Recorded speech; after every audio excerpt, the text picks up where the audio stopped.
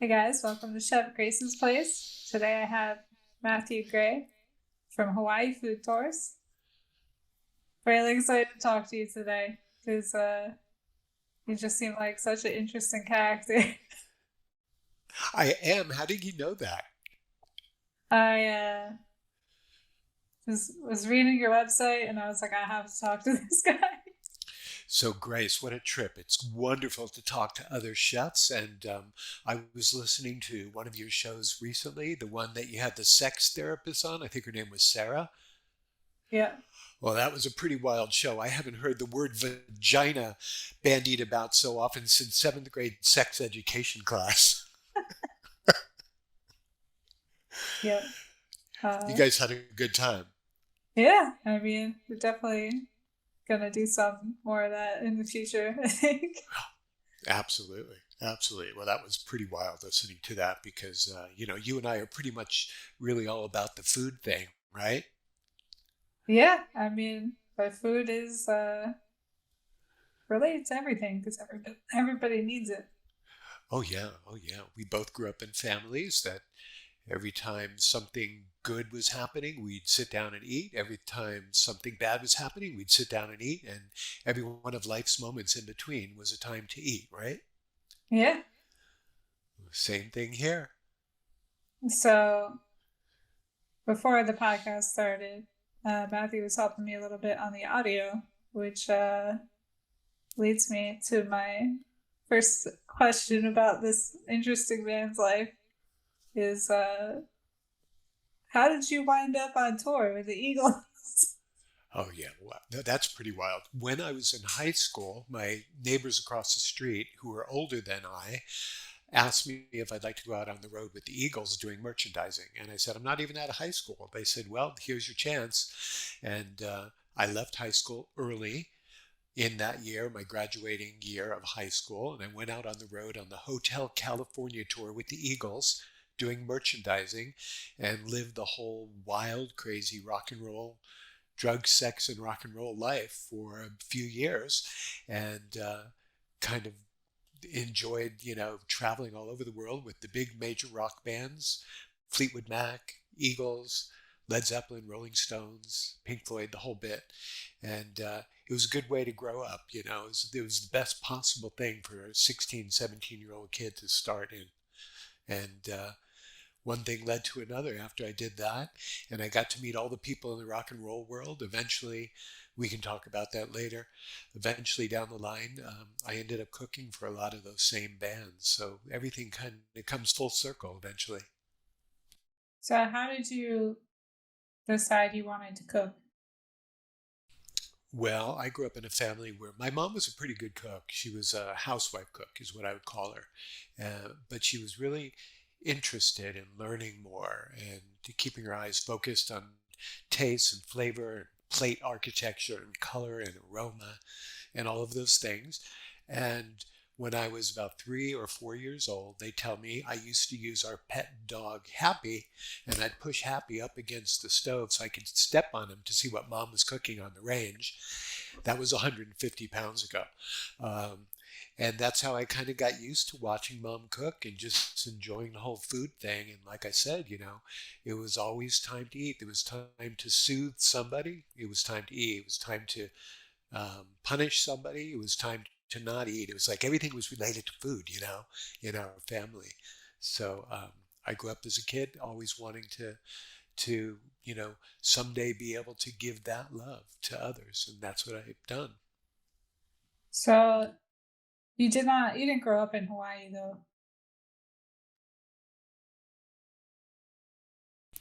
No, I was born in New York, and then when I was 10 years old, my family moved to Los Angeles. Now, they didn't tell me right away, but I caught up with them.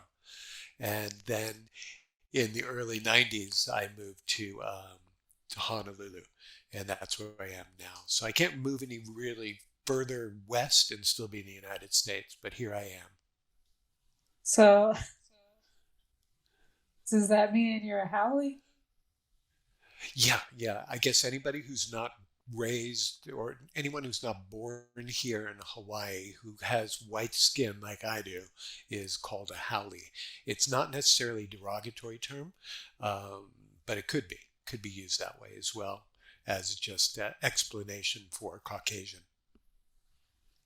It's like oh, anything could be used derogatory. That's how I feel. True, true. Oh, nice white boy. Yeah. Right, exactly. Have you been to Hawaii? No, I actually interviewed one other creator from Hawaii. He shows people how to make cooking videos, um, but I haven't had the chance to go there yet. I was hoping, because my daytime job is a flight attendant, so I was hoping I'd get a trip there someday, but looks like I'm gonna have to pay my own way. What airline is that with? We're new. We're North Atlantic Airways, so everybody come fly in the airline so I can continue to have a job. You see, you just gave them a plug. I think they ought to send you to Hawaii. All everything paid for, right? Yeah, I don't know if they can afford that right now. Oh, oh, you want to live large if you're going to come here, right? Yeah. Oh yeah. Oh yeah. So how you have so much going on. Sorry. I do. I really do. I'm so sorry about that. Basically comes down to this, Grace. If you live long enough, you've done enough stuff, and it just looks like a whole jumble of experience. And so, really, I just have to chalk it up to age. So how did you avert a nuclear crisis? Oh, you want to go deep right I'm away, going don't deep. you? That is just probably a little bit of creative bio writing that you saw in my bio. Because, yeah, I don't really have my hands mixed into those kinds of things too often. Hey, you never know. And, Like, if I did, could I really say it? maybe. Right, right, right. Depends. So, am I on camera right now, or is it just with you that I'm on camera, but this is going to be audio? Actually both. So the Fantastic. camera part goes to YouTube. I think Spotify has the capability now to Great. do both, but you're the first guest of the new season back. So Wow. Well, everybody come on to Honolulu. I'll show you around. I'll feed you all day long. It'll be fantastic. so being not a native Hawaiian, how did you break your way into the Hawaiian food scene? Really, I broke my way into the food scene first, not necessarily the Hawaiian food scene. So when I moved to Hawaii at first, I became the food writer for the Honolulu Weekly, the restaurant critic and food writer. And then I worked my way up to Hawaii's largest newspaper called the Honolulu Advertiser at that time. And I was their food critic and restaurant reviewer also. And I just kept kind of working my way up throughout the food world and in Honolulu getting my name known as a food person. And then eventually in 2004 is when I started Hawaii Food Tours. So I spent 10, 12 years as a food writer behind the scenes, where no one knew who I was, which was very interesting because as a food writer, you don't want people to know your identity. The secret identity, like a superhero. Right, because in a lot of the big kitchens around the world nowadays, especially, they have cameras and they'll snap a picture if they know the restaurant reviewer is in their restaurant. And once they know your identity, then they can bring on the dancing girls and the lobster tails and the free champagne and stuff like that. And not that I would object to that, but you have to have ethics in journalism. So I really stuck to that as much as I could. Well, it's glad to see somebody is sticking to the ethics. I know it's really, really important in the critic world, in the newspaper world, for journalists to have the ethics and the morality that we get paid to do. But Eventually, when you open up your own business, like I did in 2004, when I opened up Hawaii Food Tours, it was like coming out and letting people know who I really am and who I was and who Matthew Gray is. And so that was just a phenomenal kind of feeling to be able to finally be out from the shadows. So before you started Hawaii Food Tours, or is it you had a greeting card company? Yeah, back in when I was still in Los Angeles, one of the many things I did was I had a greeting card company called Sublime Craftwork, and my partner and I stumbled upon a process of combining artwork on exposed film. And we didn't do this when we were high, I promise. And with that kind of really took off. It was really wonderful abstract art, and we liked it enough to where I started to hustle it. And I went out to greeting card companies and gift shops and stuff like that. And I said, "Look at what we're doing." And I showed them our artwork, and would you like to sell our stuff? And so, sure. Eventually, that kind of took off, and it was a very successful few years. But then you What do decided to you? give. I see you laughing. What's going on? So then you decided you could be more successful giving celebrities massages and cooking for them. You're referring to another company I had in LA called Pamper and Dine. So my partner at the time was my girlfriend Amy, and she was a masseuse. So she was the pamper of Pamper and Dine, and I'm the chef. So obviously I was the dine. We'd go into people's houses. She would massage the husband and the wife, or whoever the two people were at the house, upstairs somewhere, back in their bedroom somewhere, while I was in the kitchen preparing them a seduction dinner. So after the massages took place, people would come down the stairs in their robes quite often and come on down to a meal that we previously worked out that I was preparing in the kitchen all during that time for a couple of hours. So it was a really interesting, only in Los Angeles kind of business. Well, it seems like it would do well nowadays too, with you know, the internet being so much different than it was back then. Oh yeah, especially now, during this whole COVID time when people don't really want to go out, they don't want to go to busy, crowded type places, a business like that could do really well, I'm sure. Um, but yeah, it was like I got to see everybody in Hollywood naked, which is interesting because I was the chef and not the masseuse. But still, people wander around in their house and, crazy, wild, fun things were happening at all times. So that was a fun business. Got to go on People Magazine and National Enquirer and ABC and CNN and all of these great media outlets. And that was a blast.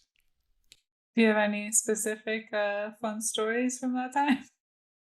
Um, I almost set Robin Williams' house on fire.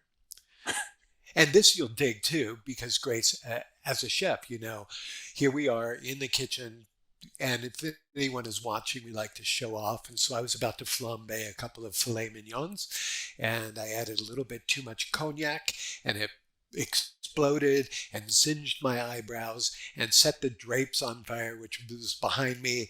And it was like, the next thing you know, the fire department was there, and Robin Williams was like going, "Hey, man, what happened here?" So it's a pretty wild experience, I must say. I just keep picturing him as Mrs. Doubtfire while this is all going on. Oh man, that was just a crazy, crazy time. So yeah, we were doing stuff like that all the time. Every experience that I've done has been in one way or another about entertaining or feeding or educating people. And it's always been kind of food related and food centered. And so that's where I stay today. So you're on the main island of Hawaii? I'm on the island of Oahu, which is where Honolulu is, and Waikiki. And a lot of people call it the main island because of it. We are the main island of tourism, but we're not the big island, which is the island of Hawaii. So a lot of people get that mixed up. So we're the highest population and the highest visitation island in Hawaii. Okay. And this So, is where you'll come when you come visit Hawaii. You'll be right here because this is where it's all happening. yeah, and I'm gonna go on a Hawaii food tour. So, of You course. sure are. You sure are. So, what can I expect when I go on a Hawaii food tour? What we specialize in with Hawaii food tours. Now, I must say, at this point when we're taping, we're in late 2022, and we haven't operated since the COVID shit show happened in March of 2020. So it's been a long time that we haven't been operating. But if and when Hawaii Food Tours ever begins operations again, you will expect an entire day of me feeding you, taking you out, introducing you to the island of Oahu, the people and the cultures of Oahu and Hawaii, and all of the various different foods. So what's really cool about Hawaii is that, you know how a lot of people use the term melting pot? Like this place is a melting pot, or that place is a melting pot. Here in Hawaii, I've always kind of referred to it as more of like a salad bowl, where we have all of these different ingredients, but everyone retains their own taste, their own flavor, and their own personality. So I get to introduce you as a visitor to what's going on here, and it's so much fun. All right, the salad dressing just brings it all together. Yeah, good way to put it. I like that. So, what have you been doing in the meantime? I've kind of gotten into, which is really interesting for somebody who's grown up and lived to eat his entire life. I've gotten into providing metabolic health coaching for people who need to lose weight or who want to stem their disease, like get away from diabetes or get off their medications and things like that. So I've used my food knowledge, my experience, my education to be able to help people with their diet, their nutrition. Do you see it's mostly, I find when people are trying, especially combating like diabetes, that a lot of it is just eating all these ultra processed foods all the time? Are you having the same experience? Are you saying that getting people off of the ultra processed foods is the way to go? Yeah, that's what I find. People that are have all these issues really relating to obesity, they're eating foods that Right. are just, they're not real food. You know, humans weren't meant to eat 24 hours a day. And I think a lot of what's happening now with the obesity epidemic is people just sitting back and mindlessly eating constantly, all the time, snacks and crap and sugar and all that. So I'm teaching people how to kind of get their eating down into a workable window. You've heard of intermittent fasting, right? Yeah, I've been doing that for years just because Same here. I'm poor. That's one way to do it. I eat once Uh, a day, you know? yeah, the OMAD diet, one meal a day, right? Yeah. Instead of the SAD diet, which is the standard American diet, which is the very unhealthy diet that people are on, where they're constantly pounding sugar and cereal and bread and starch and carbs and stuff like that. So, what I've done is I taught people to not eat carbs, to train their body to not eat carbs and try to kind of keep their window of eating very, very small and their intake of carbohydrates to a very, very low point. I find that I just love carbs. I'm never going to give up carbs.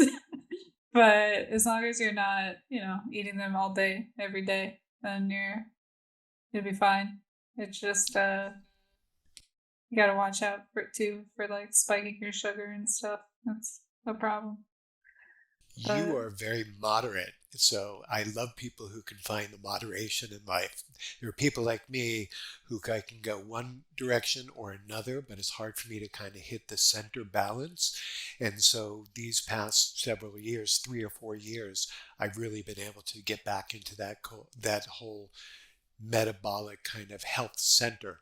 And I've helped a bunch of people now get off of their meds and lose a lot of weight and get to a good healthy weight and, all that kind of stuff. So that feels really good, especially for somebody who's a self-proclaimed, formerly food junkie and chef, and I've been feeding people and educating people about food forever. So it's a good place to be right now, helping others with their food.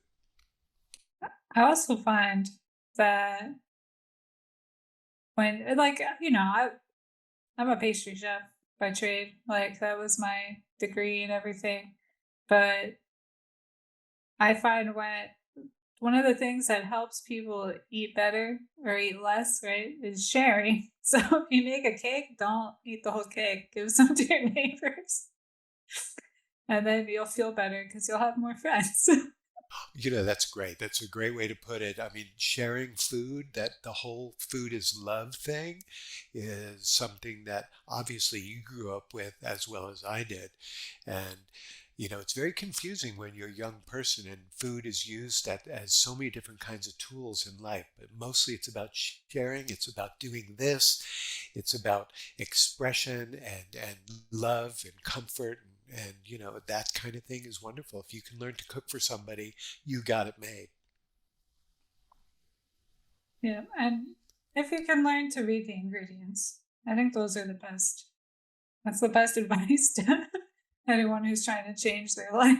Read the ingredients and share. Definitely.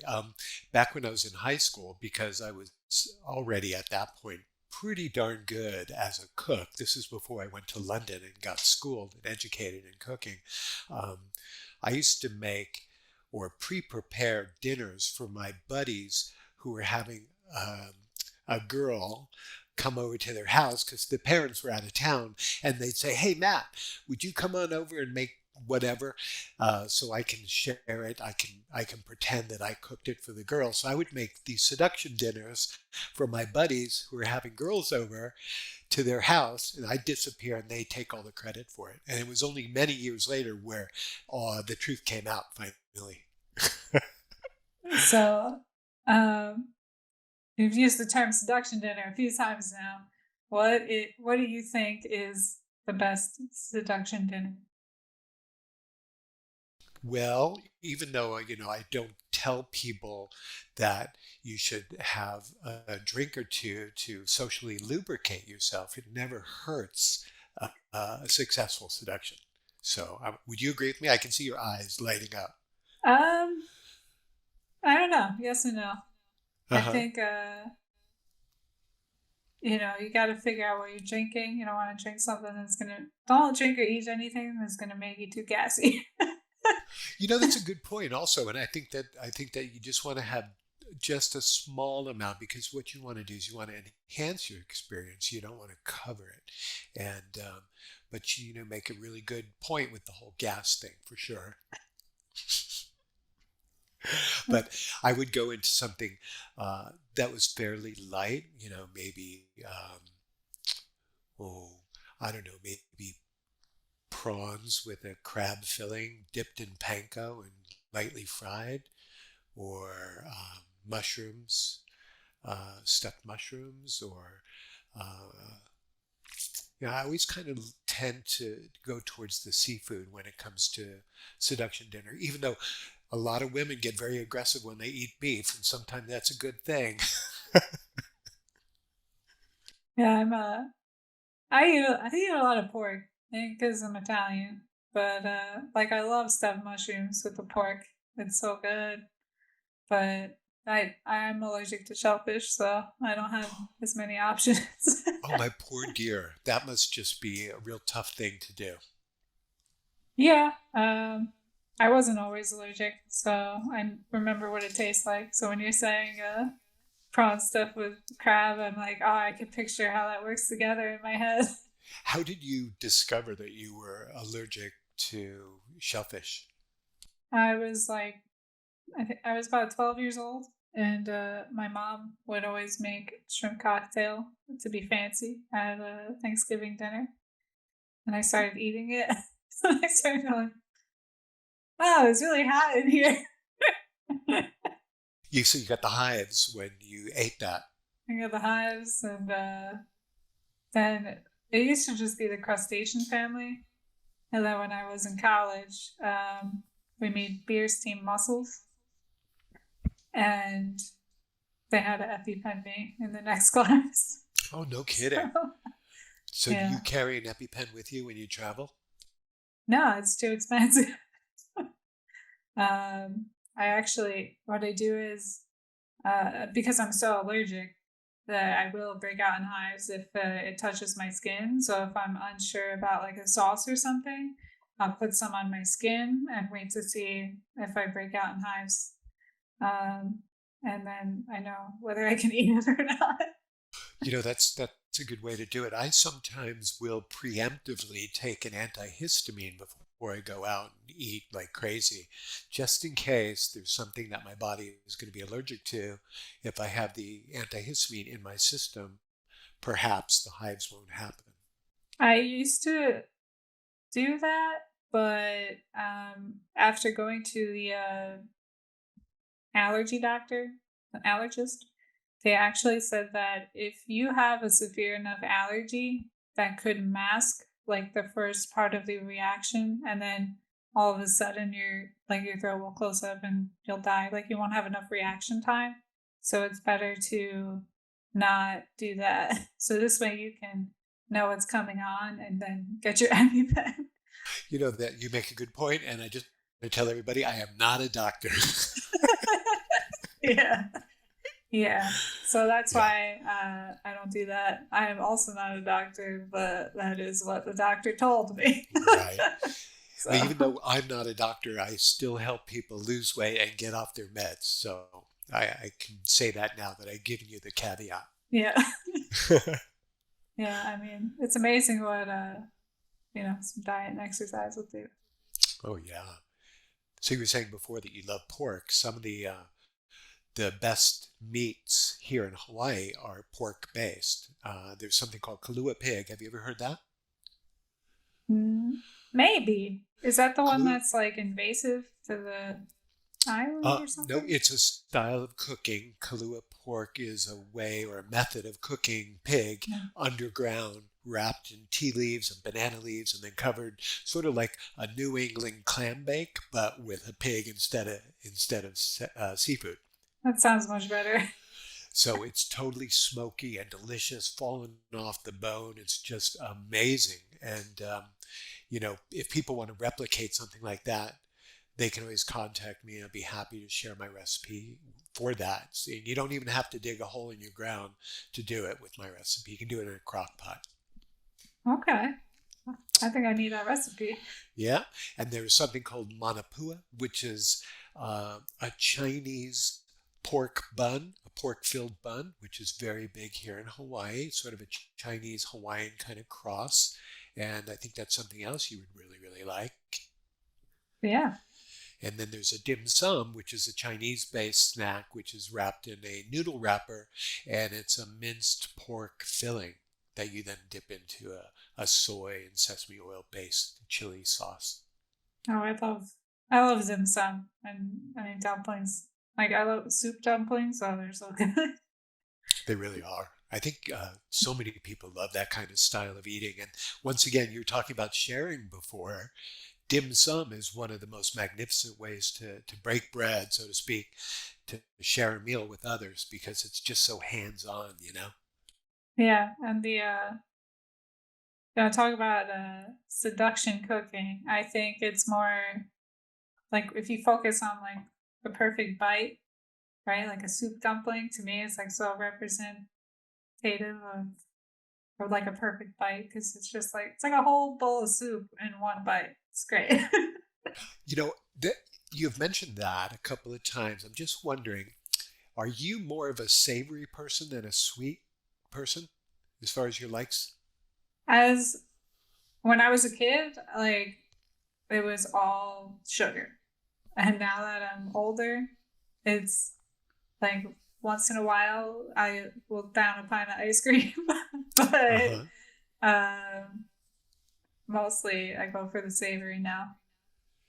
Yeah. I've heard in the past that if you were to break the men and women into two separate groups, that women would lean towards the sweet, men would lean towards the salty. But I'm seeing now that there are a lot of women who are really, really digging the savory or the salty more than the sweet, just like you expressed. I think that's just not true. Like the just like when you working in a kitchen, like all the girls get shoved in the pastry corner for the most part. And I'd like to think it's because we're so smart that we can do all the scientific calculations. But Oh, absolutely. That's the way I started as well. I started as a pastry chef, but for me it was too exacting and too much focus and concentration, and I needed to get into the other side of the kitchen. But we share that the pastry background. yeah, I think as I get older, the more I like the cooking side because you don't need to measure anything. Exactly. It's a little bit more improv and it's further away from the sugar overload. Did you so you studied in London. Yeah, That's not known for its food scene. right. But they have, one of the best schools in the world if you want to become a chef. And so that's why I chose it. Plus, I was kind of an Anglophile anyway, because I had previously been to London with the rock and roll bands earlier. So I went to London, went to Cordon Bleu, and got a real good education. But yeah, British food is definitely given a pretty terrible rap, and rightly so in many ways. But the good thing about London is that there are a lot of international flavors there. So you can stay away from the British food and enjoy the Indian and the French and all of these wonderful different international foods. You don't have to eat only English food when you're there. Yeah, I was lucky to go to England with my college.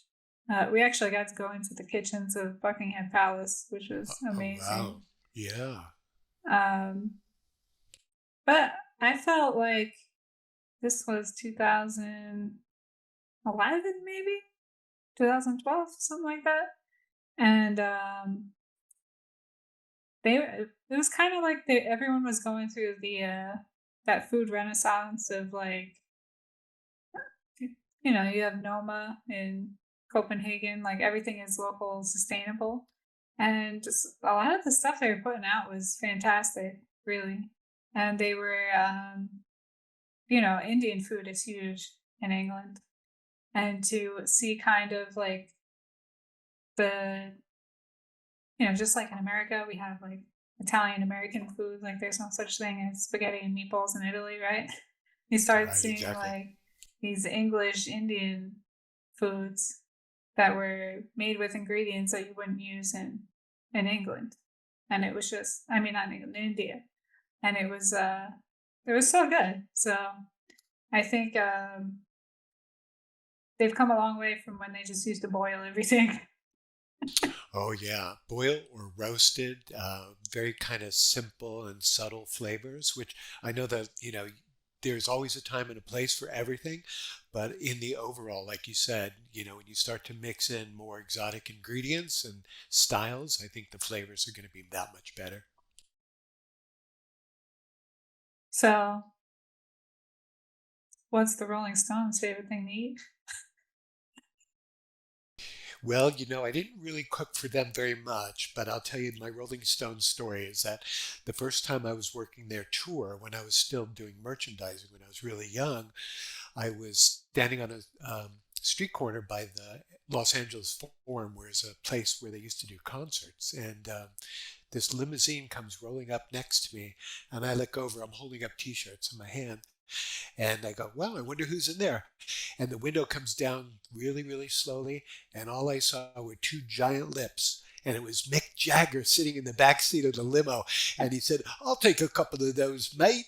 And, I said, "Sure, as many as you want." And I gave him a bunch of t shirts and like, they rolled away and it was just amazing. I said, "Hey, I'm working your tour." And he gave me like a thumbs up, because I was working both inside the concert hall and outside as well. That's awesome. But yeah, cooking for them was not something I really was a part of too much. I was in the hotels that the bands would travel and stay at, and I would use the hotel kitchens to cook for the bands that I was with at one point. So that was pretty wild. So I would be cooking all different kinds of things. Always whatever they wanted to eat was what I was cooking. So I had to learn a lot of stuff. Yeah. That's so cool too that the hotel that you use the kitchen. It's not like Well, that anymore.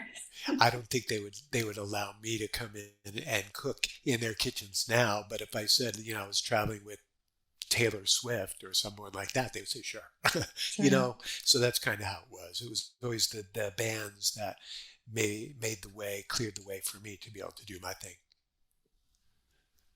But you asked earlier about the whole seduction dinner thing, right? Yeah.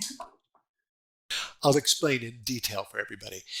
As a young man, a big part of our existence is to try to seduce young women, or at least it was at that time. And, I don't know what young women's intentions were when they were in their teens and 20s, but we had to work really hard to get dates. And so when you become a really good cook, it kind of helps pave the way to be able to get close to people you want to date. And so that's what the whole seduction dinner phrase or uh, thing that we would always talk about was, you know, if a girl likes you a little bit, she'll like you a whole lot more if you're a good cook. And so that we always utilize that to our advantage, right? I feel like that's the message that women get all the time. I know my mom was talking to me before I did that podcast with my friend, the sex therapist. um, Wow. and she was saying, "Oh, you never heard of engagement chicken?" And I was like, I have no idea what you're talking about. So apparently, a thing back in the day was like women would learn how to like roast a chicken, and if they did it good enough, a man would want to marry them. That's so funny to hear that the other side coming from a female because us guys, we always think that a woman doesn't have to do anything to have guys come after her or want to be with her. I mean, she could walk in with a milk mustache and be 350 pounds, and every guy in the bar is going to want to buy her a drink because she's a girl and we're guys.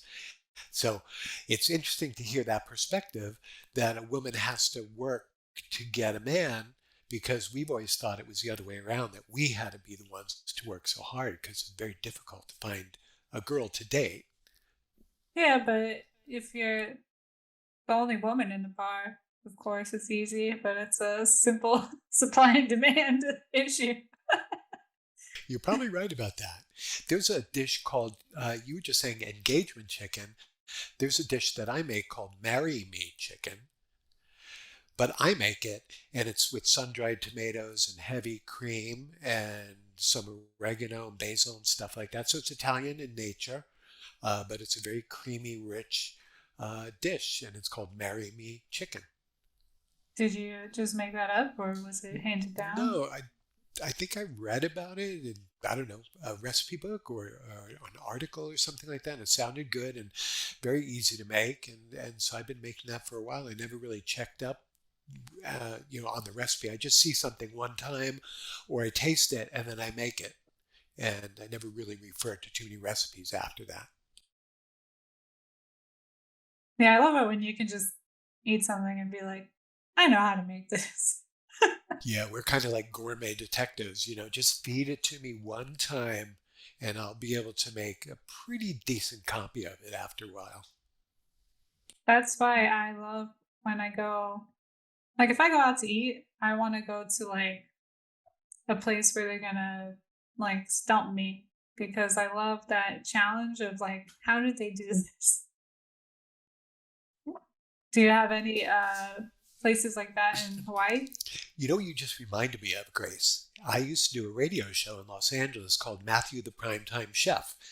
And the whole show was related to having the listeners call into the radio station where I was with my co-hosts, and the object of the radio show was to have the listeners call in with compelling reasons why I should leave the radio station right now, drive to their house in Los Angeles, and cook for them while the show was still going on.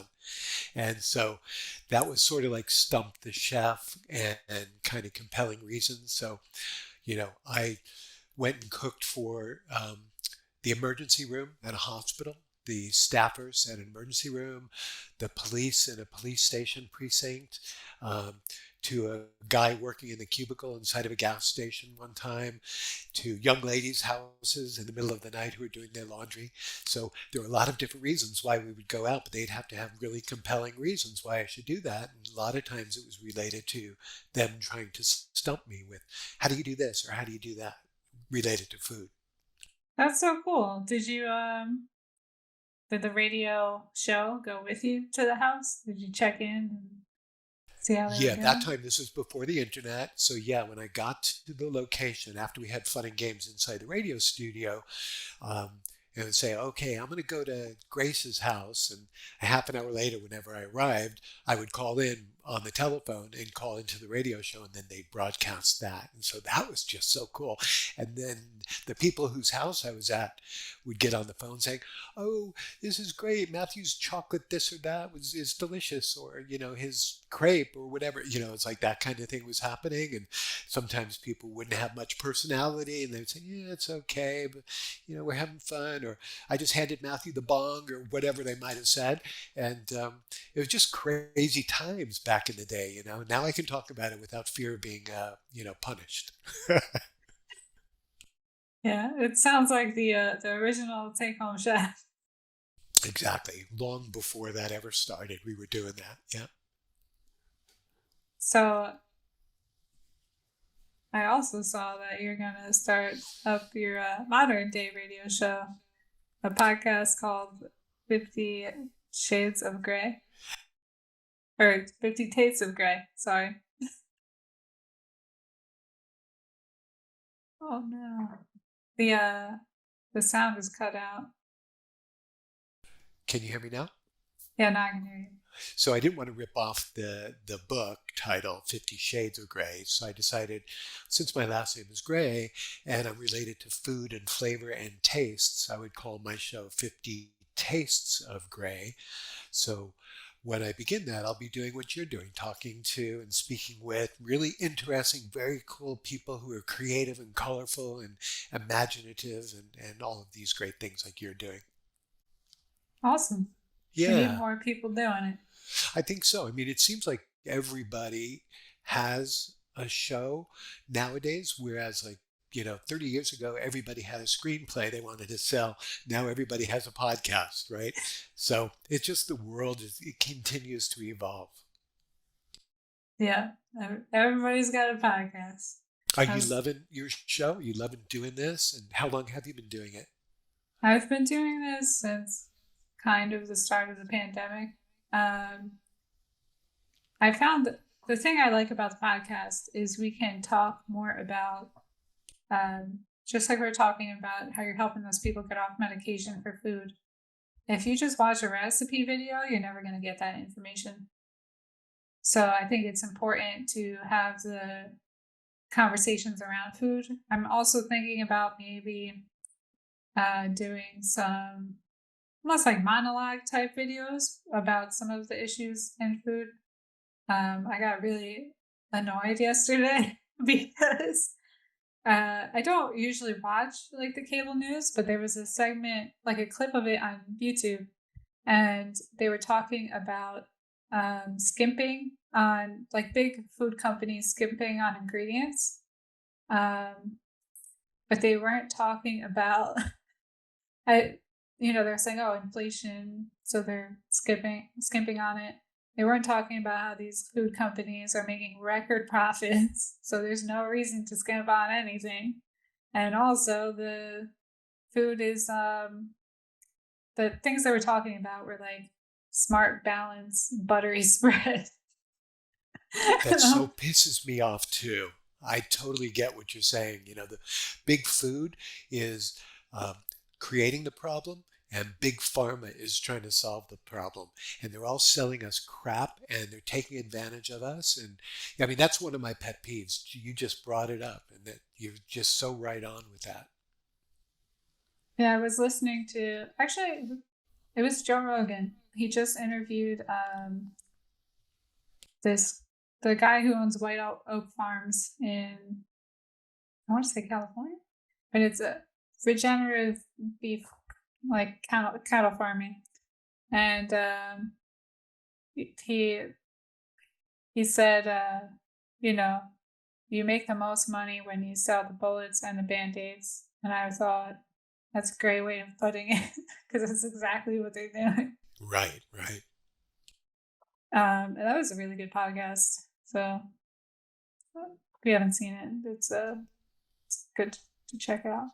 You know, But a lot of people just they don't know really what's going on the food level, on the manufacturing level, what they're putting into the bread. Like they're putting in sawdust into the bread, and that's not even the worst ingredient. yeah, And and people who eat truffle oil, and they think that's such an amazing flavor. They don't realize that that's not true truffle. That's like a chemical compound to create truffle flavor, and on and on and on.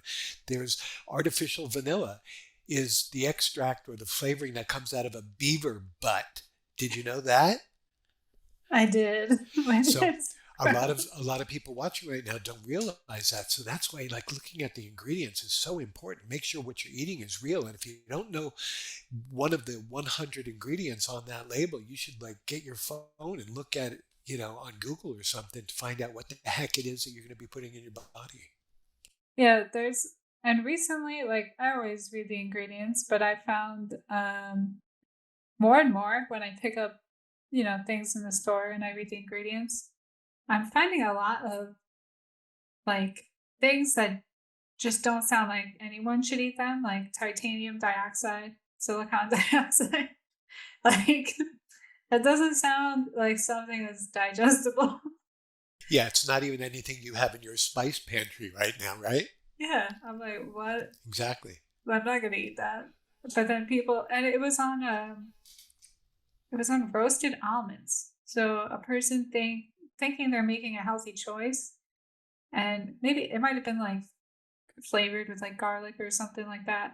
But reading the back and seeing these things that are supposed to be like anti-caking agents, it's like no, like they're just roasted almonds. Like if it's that much of a problem, you just gotta buy the almonds and roast them yourself. Like I know it's not difficult to learn, but people have to get plugged in before they can start to learn. So there's just so much going on in big food right now that more than ever they're making the profits, and that's what they're responsible for doing as a big food manufacturer is to make profit for their shareholders, not to make food that's healthy for you and me.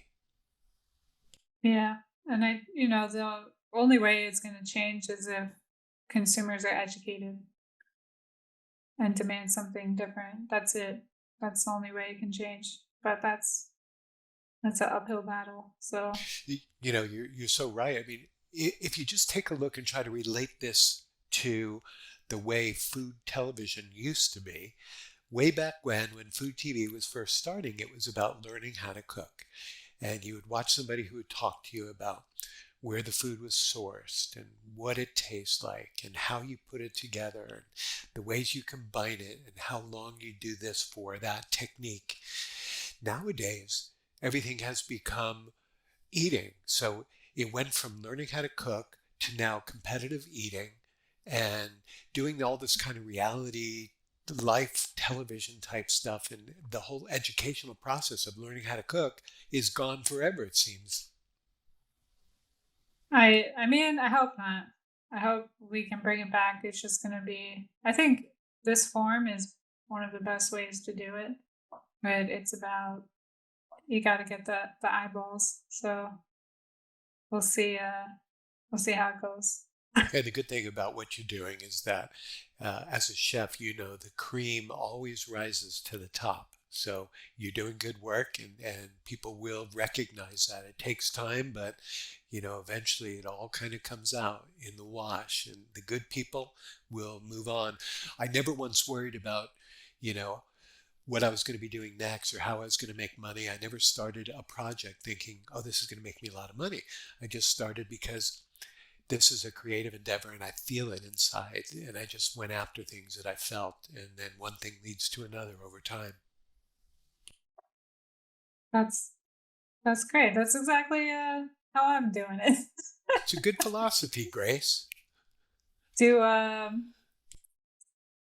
So you also have a very entertaining blog on your website, and you just went to Barcelona, right? Or Barcelona, depending on how you like to pronounce it. I love that. Yeah, it's a very entertaining blog. It's on my site, hawaiifoodtours.com. And it's a little bit naughty, a little bit sexy, a little bit colorful, a little bit tasty, a little bit ranting and raving. It's like, it's like my personality is finally able to kind of come out. Like I said, I'm no longer the restaurant reviewer and the food writer hiding behind the newspaper. Now I'm out there and I can talk about things and enjoy my life and tell the world about it. So it's fun having a blog. Do you also do some writing as well? No, I I wrote a cookbook um, about cooking with marijuana, but that's about as far as I go with the writing. It's just I found that people are more likely to watch a video now than to read. Um, so unless you're yeah, so that's why I was like, I'm just gonna try to stick with the video format for now. Maybe in the And future. if anybody has been cooking with marijuana, they're definitely more likely to look at a video than read. Am I right? 100%. Oh yeah. So okay, so what do you make of all of the like dispensaries all over the country? With the exclusion of a handful of states, I mean, you're seeing dispensaries everywhere now. Um, it's both a good. There's pros and cons to all of it. Um, to me, for it's really hard for anyone to break in who has no money, and the people that you have the other problem of the people that are still in jail for marijuana charges that shouldn't be in jail.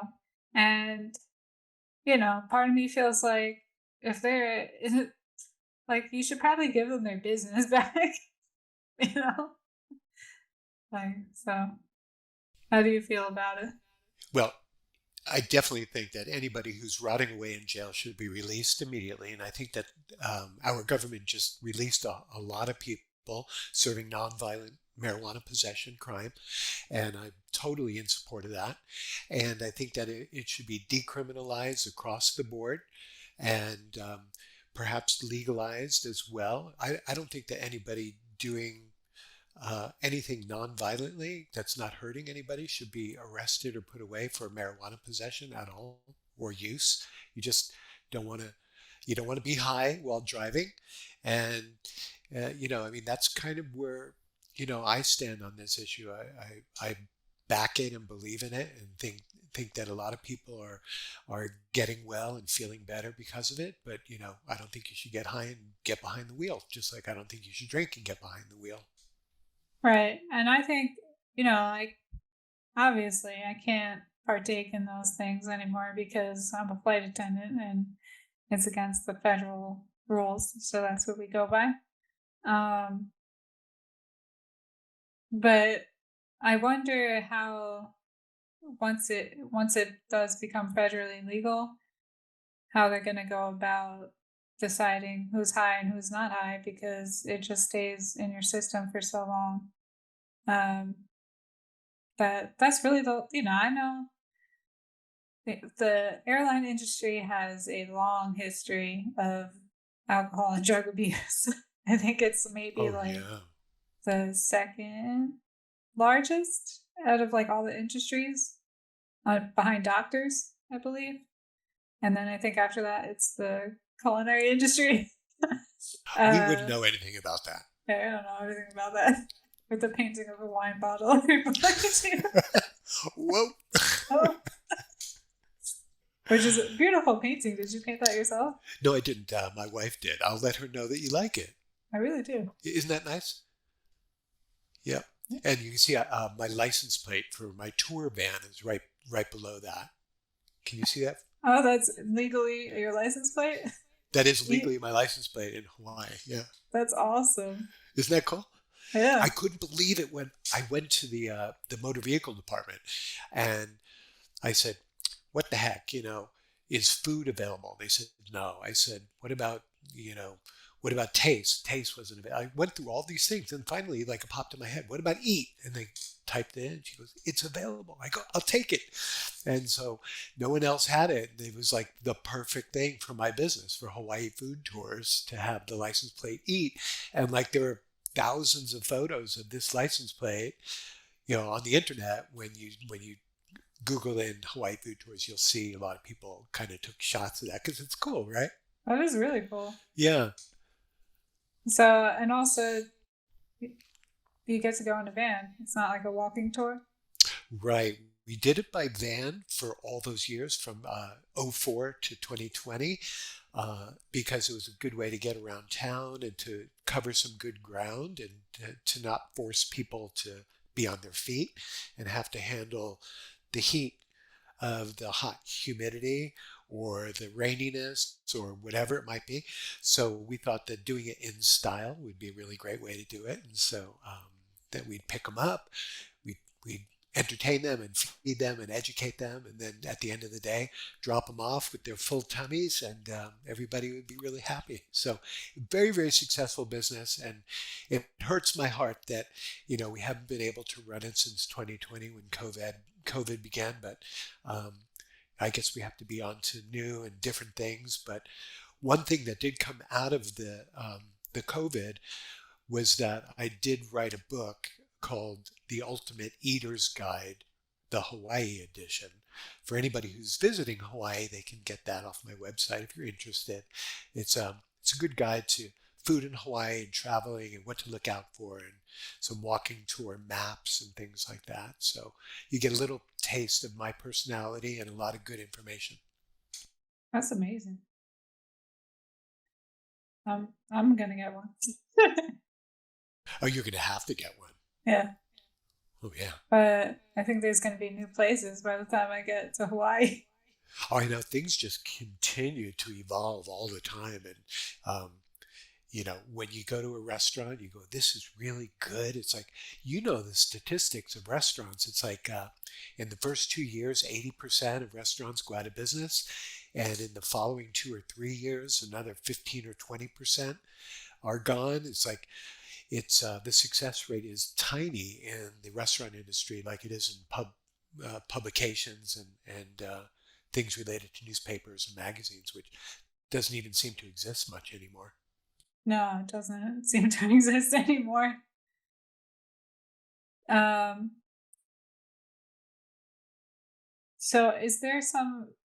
I'm in Florida right now, and Florida was like there were 2 weeks of the pandemic, and then they were like, "Nah, we're not doing this anymore."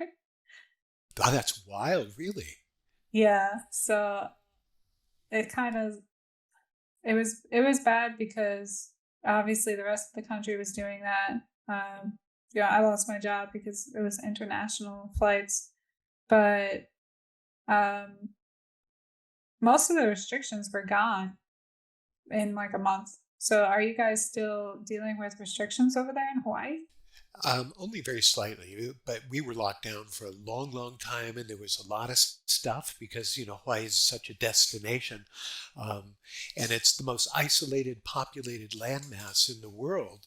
So they were very, very concerned about it spreading and going to the Far East and the South Pacific and all of that. So there was definitely a lot of concern, but I think things are as back to normal as possible at this point. Did a large, like how many of the restaurants that you would go to on your tour, are they all still there or half of them or I think everybody got their butt kicked. I would say a huge percentage of the restaurants that we worked with really got hurt pretty badly. And resuming operations would mean me having to find a lot of new restaurants, create a lot of new relationships with people because I only worked with restaurants that I personally really enjoyed and loved.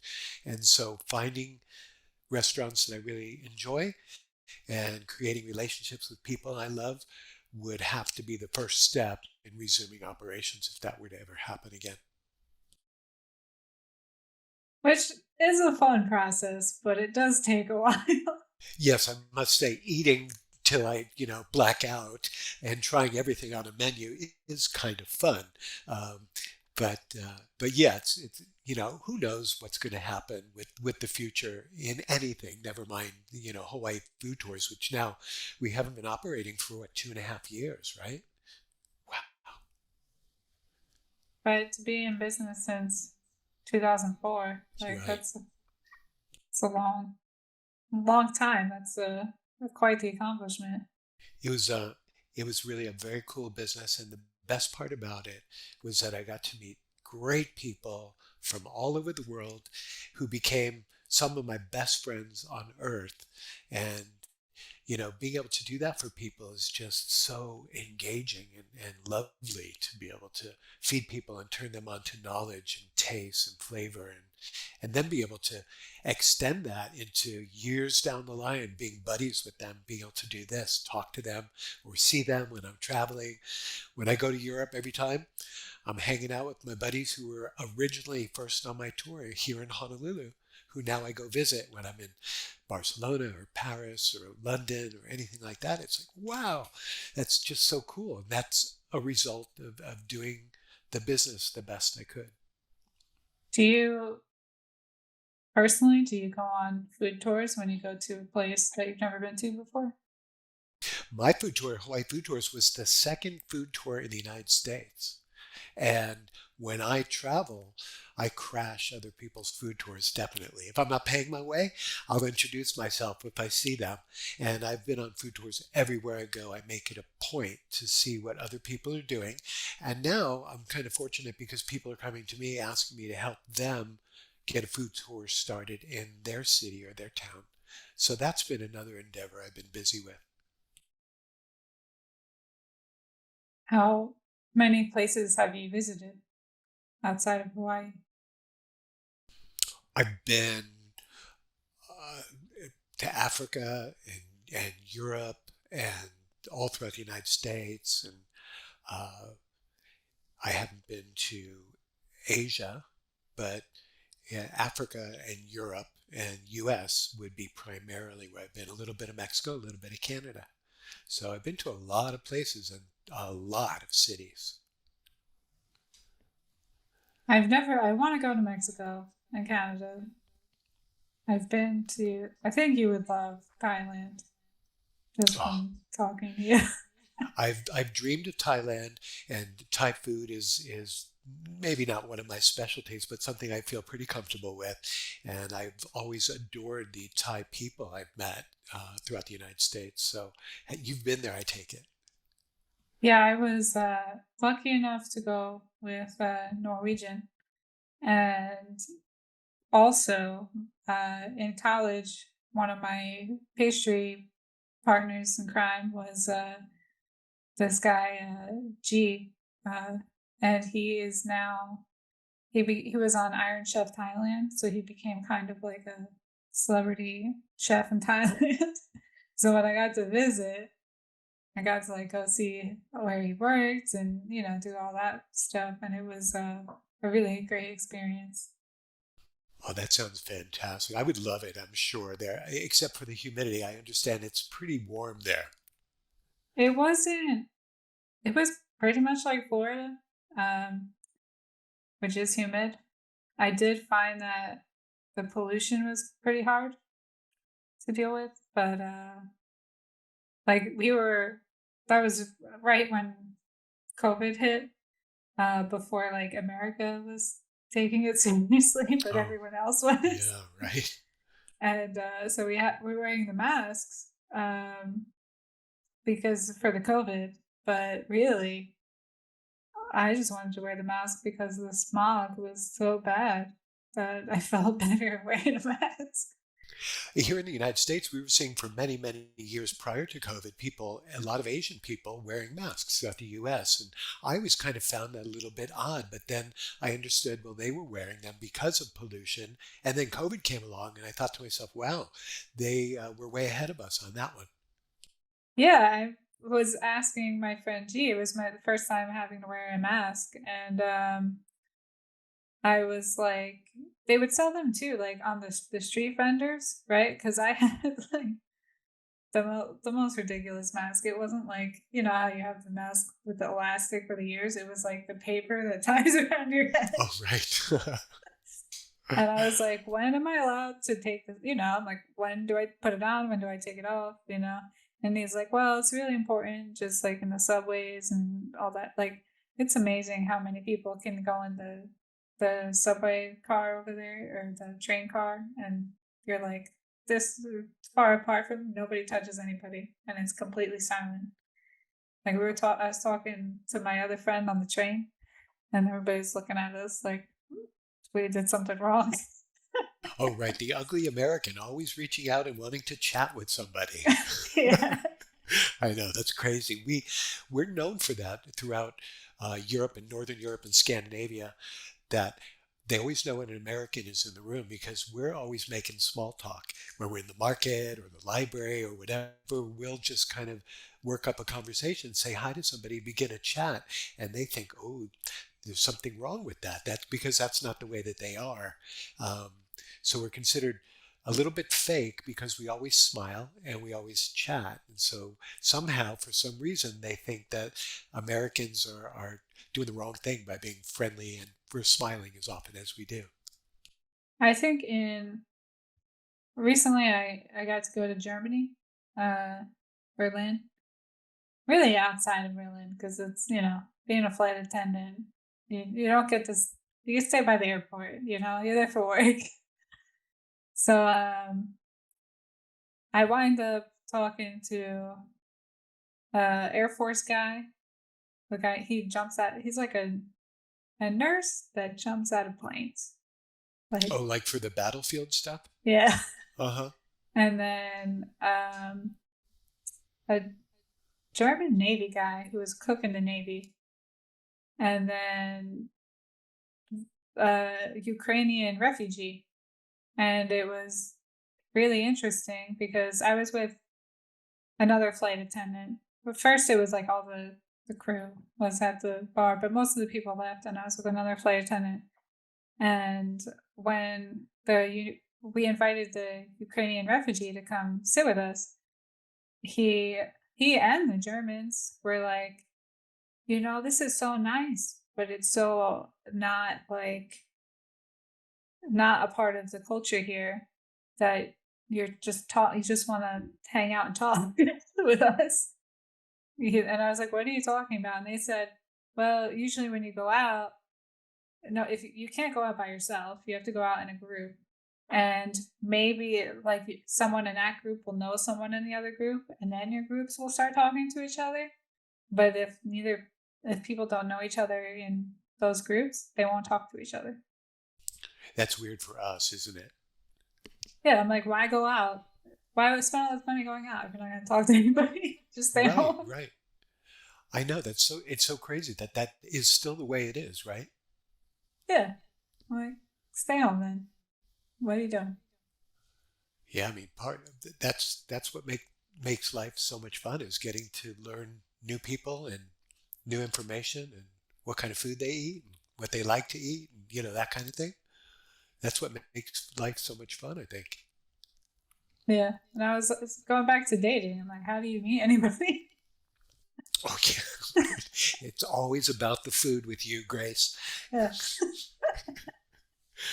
So, do you have any specialties in the pastry world?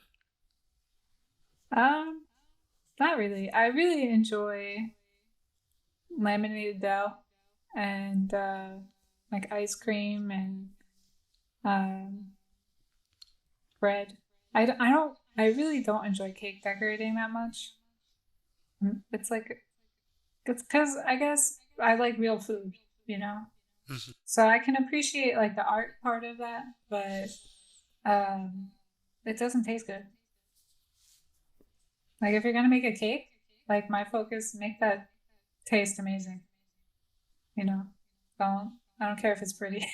Taste first is definitely the most important thing. The way it looks. I remember the first time I traveled to Europe was with my high school sweetheart, and we went to Austria and saw some of the bakeries there and thought, wow, look at this stuff. It's like really sexy food.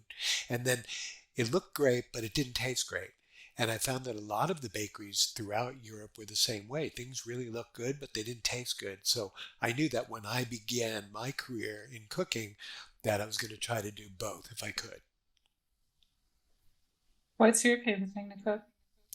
Well, I had a food company in LA that made sexy gourmet finger foods for Trader Joe's.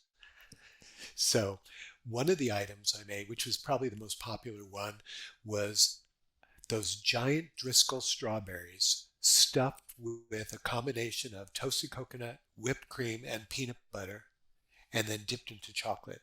So they're Matthew's famous stuffed and dipped strawberries. They were very, very popular. That sounds really good. How did you like strawberry? Chocolate covered strawberries don't last that long, so that's like a local fresh thing, or It was just in Southern California, and yes, you're right, very labor intensive and very, very short shelf life, high spoilage level. So we were running that kitchen and doing deliveries pretty much on a daily basis to Trader Joe's, and they demand everything to be at the highest quality and really fresh all the time. use so finger foods? Yep, finger food. So everything I made, the four items we had, were all stuffed items. So once again, back to the food and sex and all that. You just can't get away from it. So the stuffed mushrooms, stuffed shrimp, the stuffed and dipped strawberries, and the fourth one escapes me right now. Oh, salmon timbales, which was kind of like salmon with crab meat beneath it on a round of uh, brown zucchini. So everything I made was small, little, sexy finger foods, kind of stuffed items. Gotta be stuffed. I can quote you on that now. That's gonna be the short clip. Right, right, right. So, what part of Florida are you in? Right now I'm in West Palm, so where it seems like every time I talk to you, I'm about to get hit with a storm. Oh, is that happening now? uh, I think it's tomorrow or something. Someone just texted me like, "I hope you're okay in the storm." It's not raining out right now, but I don't have cable, so I don't usually look up the weather. So It's like you Floridians are so blasé about the weather. You're just like, yeah, another storm, another hurricane, no biggie. It'll be gone in a day. well, I found like because originally I'm from New Jersey, so we used to get frozen hurricanes called blizzards, Mm. and the media like hypes it up a lot because they want you to watch the impending doom. Like that's what gets the eyeballs. So I really find if it's a tropical storm, it's gonna be like a really bad rainstorm. You know, I feel like you don't have to worry about that too much. But with if it's a hurricane, you got to keep your eye on it. But most of the time, it changes direction. It doesn't really hit around here. So hopefully, I don't know. Yeah, let's keep our fingers crossed that you guys are okay down there. Yeah. Do you? Are there a lot of hurricanes in Hawaii? Not really. I mean, there's a storm season, but hurricanes don't hit very frequently. There was There was one several years ago that clipped one of the smaller islands and got a little bit of Oahu as well. But, thank goodness, because evacuation of, a million and a half people would be really difficult from Hawaii if a terrible storm hit. Yeah, there's nowhere to go. Right? You just can't hop in your car and drive to Vegas or whatever. Yeah. So yeah, makes it difficult. Definitely.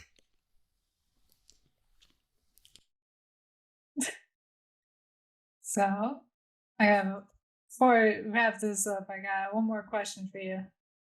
Okay, shoot, I'm all yours. What is the single best cookie recipe?